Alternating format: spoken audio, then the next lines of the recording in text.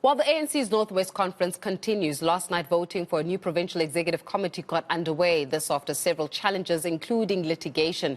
So a group of disgruntled ANC members has approached the Constitutional Court to have the recently elected top five disbanded.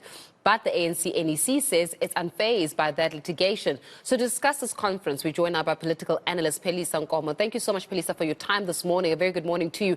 Let's chat a little bit about these developments within the ANC's PEC. As we've seen and witness, obviously, there are certain disgruntled members, and it does not necessarily help with the decision that was taken in court about how the actual interministerial or the interim committee that was established actually was supposed to be brought into null and void, was completely invalid, and therefore questioning even the decisions that was taken by the intermediary committee in itself. But when you're looking at it, and as you take a gander, especially with what's happening in the Northwest, with development, infrastructure is concerned, where just service delivery is concerned, are they fighting a winning or losing battle? Well, I mean, one of the key things, in fact, we need to actually just say that, I mean, for ANC is actually a more than 100 years organization. One would expect that there's a deeper maturity internally in as far as managing some of these disputes, so that legal processes or courts are not abused to be mediating political differences, because some of these political differences are truly about power with limited substance into it. When I talk about limited substance, I mean particularly the points you raise, that actually it's not about the fact that we are committed to delivering water, we want to, to better the lives of people of our province, we want to improve infrastructure, we want to create jobs, and we want to make it sure that there's efficiency in the delivery of resources. And by now, I mean, we've seen this kind of court processes, and it means that the ANC has really not been able to establish credible internal systems that have integrity and that people can actually trust and rely that they'll be able to mediate some of the differences. So I hear, for example, the point that is made about the absence of the ANC Women's League. It's a serious concern because ANC Women's League is such an important structure, and it has a bigger stake within the ANC politics. And part of the reason is the fact that, by the way, more than 51, even 56% of people who get to vote for the ANC is actually women. So in essence, you can't just discount their non-participation as being a non-issue, but also it means that the National Executive or the SGO really needs to attend to their concerns that they are raising. So in essence, I do think that some of the things could be avoided, but also it speaks to the issue of the quality of the ANC leadership currently in resolving some of those issues, and whether they are truly awake to some of these disputes, and because some of the disputes really about credentials, they're administrative issues, but they're not about what the ANC stood for. I like, for example, the point that has been made by Obed Mopela that, the historical mission of the ANC is to ensure that it better the lives of the poor, the, Africans, Black people, and Africans in particular.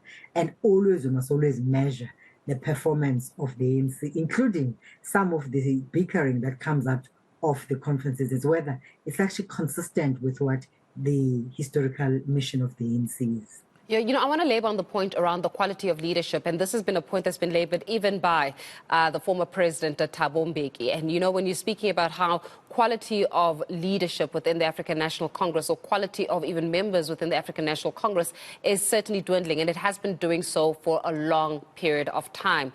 If we have to bring, for example, regarding conversations of the possibility of even the Northwest chairperson of the African National Congress himself being asked to step aside, that speaks significantly to how much that needs to still be done, so that all these members, all these individuals that want to put their hands up for leadership, what kind of a record do they have? And do they actually have a record when it comes to allegations of any form of crime or even corruption that has been leveled against them? Certainly, quality of membership always is a big talking point within the ANC. And unfortunately, it's not a new one.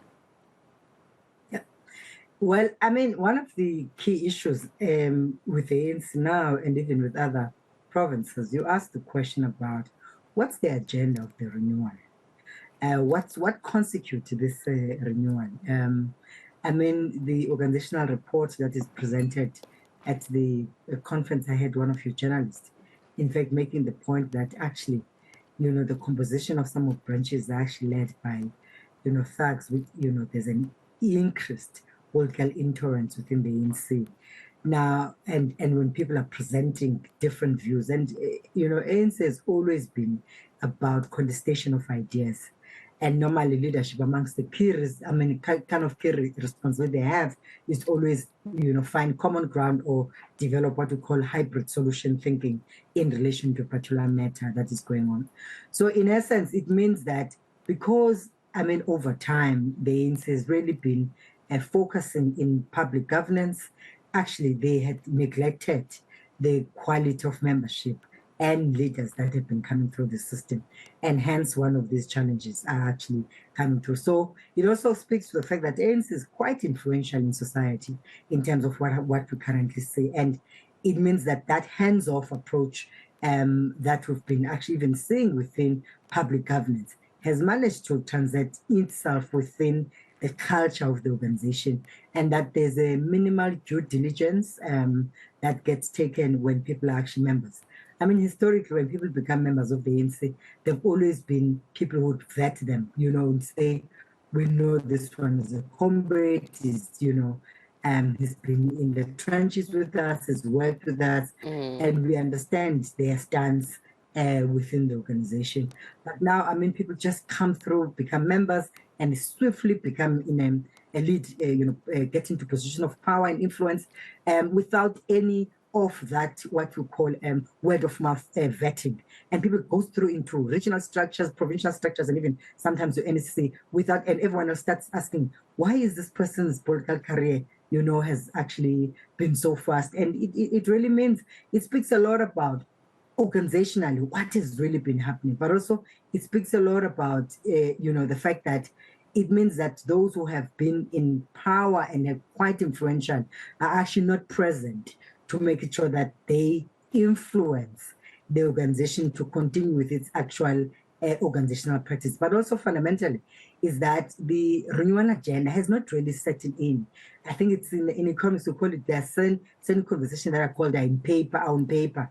And we think that this one is also as well as on paper, because you would expect that after the commitment of the renewal as a resolution from the NASDAQ conference in 2017, you'd actually want to see some pockets of changes, right? Where you'd say, in project management, you'd call it, there's some, pilot projects or, pilot sites where we're starting to see difference. We're not seeing difference here, actually. We're seeing a lot more, extremely toxic contestation, but also increased intolerance. But even the slate culture, and the sad thing about some of the slate culture, which again is not really the culture of the ANC. There's always been robust debating, but also comrades are always been willing to find a common ground where there's misunderstanding. So now it's like, win it, you take it, it's a conference of take it all. So if you're part of the slate that enjoys support, everyone else is going to win, even if they don't have the qualities of what both the ANC and South African society require, because South African society is becoming a very complex society. So we're not going to, and I think, we don't need leaders who rely on common sense to take leadership positions, but we also need a much more deep thinking, lateral strategic thinking, but as well as people who are actually able to show that they have the qualities and what it takes to actually take leadership and strategic leadership decisions. Phelisa, but I want us to labor a little bit on civil society, because society is watching the unfolding of the African National Congress, even at provincial level, right? And the big question then becomes, the very same society that is witnessing this, are they going to cast their vote come 2024? So those individuals that, or citizens or residents in the Northwest province, are they going to look at what's happening within the ANC in that province and decide, actually, for too long, we have not had services to what we voted for, to the expectation that we placed on our leaders, and therefore it is time for us to vote for change? Because what we keep witnessing amongst the electorate is that they would rather not go to the voting polls as opposed to vote for an alternative. And that mindset is perhaps what's going to also allow for the ANC to continue in areas of governance or areas of influence. If people say, I'd rather stay away from voting instead of giving my vote to somebody else, especially those areas where services have not been happening. Well, we always, broadly, as society, we must always be concerned about voting apathy, because then voting apathy will actually not only weaken democracy, including democratic institutions, but also it will mean that it will deliver power to actually political parties who are even not meant to be power, or this country will be led through coalition government. And coalition government, in fact, has its own challenges. We've seen it in municipalities already, where their coalition government is that actually service delivery has actually stalled. You're absolutely correct, for example, about the issue of a voter staying away. In fact, already we've seen it with local government last year, that the voters have actually decided to keep their votes. They didn't go to the voting stations. In fact, they took an interesting decision, because sometimes you'd always expect that when people are staying away from the voting station, they're likely to pass on their voting to another political party. They actually haven't. And I think what that signals, even amongst other opposition parties, is that people are actually saying that we don't think that there's any one of you who has our best interest, but also we have a very clear political and economic agenda to lift us out of poverty, unemployment, and social inequality, and to deal specifically with issues of a high cost of living right now. So in essence, we would not give you power. But obviously the danger is that ultimately, even if the numbers are smaller, those parties that get voted for would certainly actually be voted into power and exercise that power, even if they've received 3 votes out of 10. And that's a real danger. And I do think that it's something that both the ANC and other political parties need to take interest in, that we can't, in 28 years into democratic dispensation, we're starting to see voting apathy, particularly in the context where you have poverty, unemployment, and social inequality, because it means that citizens are actually withdrawing their democratic right, and instead they're going to start looking for alternatives of how to exercise that right. And they can do it in different ways. I think we've seen destructive demonstrations where citizens are actually when they take to the street, they just destroy infrastructure, because they believe that public infrastructure represents government interest, and in fact they don't have a stake in what government interest is. Phelisa, I don't want to let you go before asking this one. Regarding the approach now to the Constitutional Court to have the top 5 that have been elected completely disbanded, what is the likelihood of the Constitutional Court actually granting that, and what would then be the implications of such? I mean, I'm not a legal fool, but I'm just going to really rely partly on my common sense and as well as experience that we've seen. Is that, again, I think it's just one of the waste of, resources, but also at the same time, it reflects exactly the point of organizational maturity that I was really talking about. I mean, my wish is that the Constitutional Court actually gets to dismiss any case, because we need stability. ANC needs stability, because ANC stability is linked to South African stability. So the more there's bickering and legal, judgments against each other, and the more it means that Northwest citizens will actually be badly affected.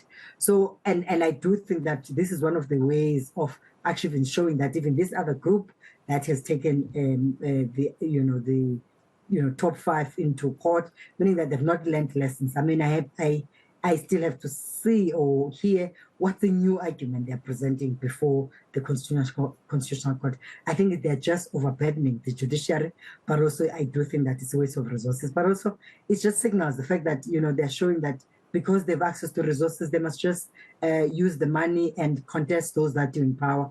And that's why, sometimes I think as South Africans, we must start demanding that anyone who wants to be in position of power, they must actually be on the public platform and say, what is it that they will do differently than those that are currently in power, so that we know what they stand for and whether we think that they actually subscribe both into the constitutionalism of this country, but also at the same time is that they fully are conversant of the issues that affect their own communities and how they're going to deal with them differently. Because I think we do need to increase that public scrutiny, because all these court processes also has to do with the fact that ultimately, even if they win, they know that they are still going to be protected by, party protocols, and that they would never be subjected in public scrutiny in terms of what they stand for. And if they don't deliver, they still get protected and with hardly punitive measures in place for them, for their failure to meet the needs of the people. Phelisa, we'll leave it there for now. Thank you very much for your insights. Phelisa Nkomo, there is a political analyst, just giving us the take on the ANC North West conference as it continues. But still ahead.